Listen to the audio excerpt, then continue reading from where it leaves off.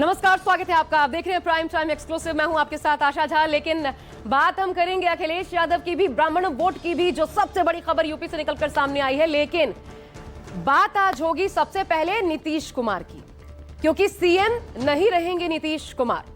आज की सबसे बड़ी खबर जो सियासी गलियारों में चल रही है, बता दें आपको, सीएम नहीं रहेंगे नीतीश कुमार। बिहार में बतौर सीएम नीतीश कुमार का वक्त पूरा हो गया है। अब बिहार लालू नीतीश युग से आगे निकलकर भविष्य की राजनीति के लिए तैयार होगा, क्योंकि बिहार को नया सीएम मिलने वाला है और यह होगा ज्यादा से ज्यादा 3 से लेकर के 6 महीनों के भीतर। यानी बिहार की राजनीति एक नए युग में प्रवेश करेगी, ऐसा मान लीजिए, जिसमें बीजेपी कमान संभालेगी और जेडीयू होगी सहयोगी।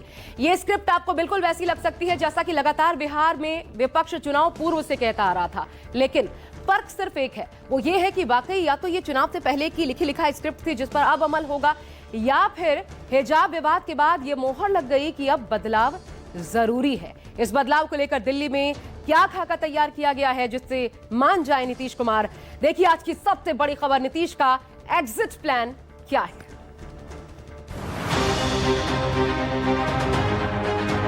मुख्यमंत्री श्री नीतीश कुमार जी पर कुर्सी छोड़ने का दबाव तो बीजेपी बना ही रही है। नीतीश कुमार जी का एग्जिट प्लान कोई बना सकता है, यह तो दुनिया का 9वां आश्चर्य है। मुख्यमंत्री जी का कुर्सी छोड़ने का तो कोई सवाल ही नहीं है। बीजेपी चाहती है कि वो अपना मुख्यमंत्री बनाए। राजद के लोगों के पास अब कोई जो मुद्दा नहीं बचा है कि कुछ से कुछ शराब पर बयानबाजी करते रहते हैं। बिहार के सीएम नीतीश कुमार देने वाले हैं इस्तीफा। क्या बीजेपी संभालेगी सूबे की सत्ता? बिहार की राजनीति में अब यह सवाल बहुत बड़ा हो गया, जिसकी सियासी गलियारों में चर्चा हो रही। कहा जा रहा है कि नीतीश कुमार का एग्जिट प्लान तैयार है और सीएम नीतीश कुमार के पास 3 महीने का समय बचा है। सूत्रों से खबर है कि दिल्ली में नीतीश का एग्जिट प्लान बनाया गया है और इसके निर्देश भी नीतीश कुमार को दिए जा चुके हैं, जिसने सूबे की राजनीति में नई बहस को जन्म दिया है। इसी ने बिहार के प्रमुख विपक्षी दल आरजेडी को एक बार फिर घेराबंदी का मौका दे दिया है।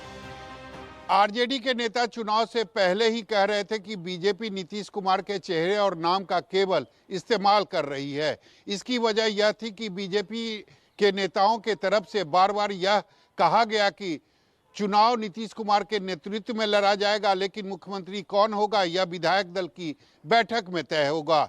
यानी बीजेपी के तरफ से नीतीश कुमार को कभी मुख्यमंत्री के लिए प्रोजेक्ट नहीं किया गया और अब अंदर खाने नीतीश कुमार को साइडलाइन करने की चर्चा जोर पकड़ रही है।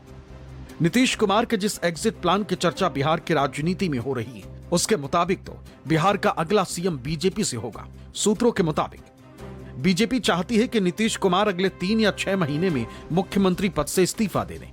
उनकी जगह बीजेपी से किसी नेता को मुख्यमंत्री बनाया जाए, जबकि नीतीश के पुत्र निशांत को डिप्टी सीएम बनाया जाए। आरजेडी की तरफ से आए बयान भी इस खबर को बल दे रहे हैं। आरजेडी का दावा है कि नीतीश कुमार पर शुरुआत से ही कुर्सी छोड़ने का दबाव बनाया जा रहा है और खरमास के बाद बिहार में कोई बड़ा खेला होने वाला है। आदरणीय मुख्यमंत्री श्री नीतीश कुमार जी पर कुर्सी छोड़ने का दबाव तो बीजेपी बना ही रही है। बीजेपी चाहती है कि वो अपना मुख्यमंत्री बनाए। इसी का खेल चल रहा है। अब खरमास के बाद कौन सा खेला होगा बिहार में, ये तो समय बताएगा, लेकिन बीजेपी का लगातार ये दबाव है कि नीतीश जी कुर्सी छोड़ें। बिहार की राजनीति में जैसे ही नीतीश को किनारे करने और बीजेपी का सीएम बनाए जाने की चर्चा उठी, बीजेपी और जेडीयू दोनों दल फौरन एक्टिव हो गए। दोनों तरफ से बयानबाजी की गई और दावा किया गया कि नीतीश का बिहार में कोई विकल्प नहीं। नीतीश कुमार जी का एग्जिट प्लान कोई बना सकता है, यह तो दुनिया का 9वां आश्चर्य है। जब तक माननीय नीतीश कुमार जी की इच्छा होगी, तब तक वह राज्य के मुख्यमंत्री होंगे। जनता की आकांक्षा तब तक है कि नीतीश कुमार जी मुख्यमंत्री रहें और एनडीए के घटक दलों की अपेक्षा है। इच्छा, आकांक्षा, अपेक्षा के बीच केवल नीतीश कुमार है।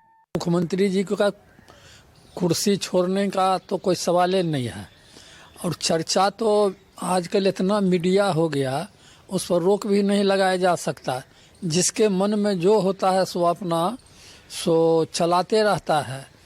अभी इतना बहुमत से लोग आए हैं कुर्सी पर, तो उसको कौन हटा देगा और क्यों छोड़ देगा लोग? इसलिए हटने का कोई सवाल नहीं है।